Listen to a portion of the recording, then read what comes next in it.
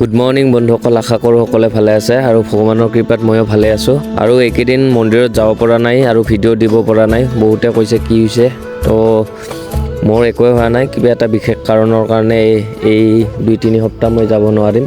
আৰু কাৰণটোতো আপোনালোকে গমেই পাব চাগে, ফেচবুকৰ থ্ৰুৱেদি বা ইনষ্টাগ্ৰামৰ থ্ৰুৱেদি গমেই পাব। আৰু আপোনালোককো বহুত বহুত ধন্যবাদ, কাৰণ আপোনালোকে মোৰ ভিডিঅ'বোৰ চাই আছে যে, তাৰ কাৰণে বহুত বহুত ধন্যবাদ।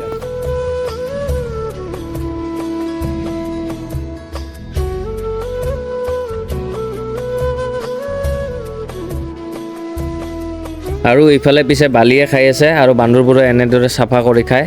আৰু আজি এখন বিয়া আহিলে আৰু এই বিয়াখনতে এজন ছোৱালী মানুহৰ মোবাইল লৈ গ'ল আৰু মোবাইলটো বিচাৰি কেনে ওপৰলৈ আহিলোঁ। আৰু মানুহজনীয়ে নম্বৰটো দিছিলে আৰু ফোন কৰি এনেদৰে ফেলাই থৈ গৈছিল।